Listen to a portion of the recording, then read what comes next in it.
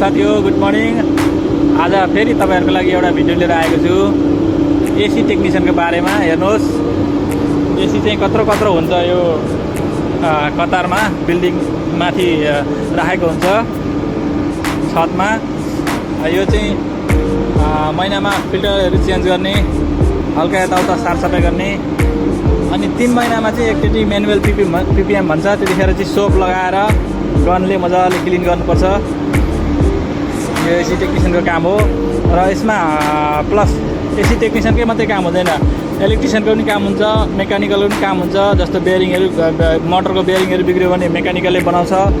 अनि लाइनहरू अब कट गर्नु पर्यो, पावर कट गर्नु पर्यो भने इलेक्ट्रिसियन आएर गर्छन्। त्यही भएर हजुरहरूलाई देखाइरहेको छु कतार साउदीमा इलेक्ट्रिसियन, मेकानिकल, एसी टेक्निशियन, यी 3टा क्याटेगोरीमा तपाईँहरू आउनुभयो भने राम्रो पैसा कमाइ हुन्छ र अलिकति इज्जत पनि हुन्छ, मान्छेले मान्यता पनि दिन्छ।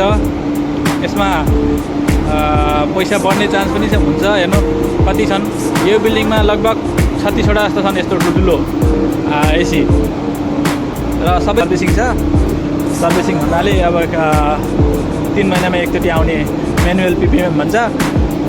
सोप लगाएर क्लिन गर्नुपर्छ, गनले पानी लगाएर मजाले साफसफाइ गर्नुपर्छ। तपाईँहरू हेर्न सक्नुहुन्छ। इन्ट्रेस्टेड हुनुहुन्छ भने ट्राई गर्नु होला। तर यसमा आउनको लागि तपाईँहरूले आइटिआई पढेको हुनुपर्यो, हल्का इङ्ग्लिस आउनुपर्छ, अनि डिप्लोमा गरेको मान्छे पनि आउन सकिन्छ। तपाईँहरूलाई एसीको बारेमा हल्का जानकारी छ भने आइटिआईको सर्टिफिकेट बनाएर आउन पनि सक्नुहुन्छ। काम भनेको आइपिसी सिक्ने हो। अनि यो त अब ठुल्ठुलो एसी भयो। अर्को हाम्रो नेपालमा जस्तो अफिसतिर लागेको हुन्छ नि सानो एसी, इन्डोर एसी हो। यो इन्डोर एसी प्लस यो ठुल्ठुलो यो एसी टेक्निशियनले हेर्ने भनेको चाहिँ यिनै काम हुन्छन्। ग्यास दियो भने ग्यास फिल गर्ने, अनि यो ठुल्ठुलो एसीहरूलाई मेन्टेन गर्ने, सर्भिसिङ गर्ने, यस्तै हुन्छ। यो साथीभाइ हो, हेर्नु होला।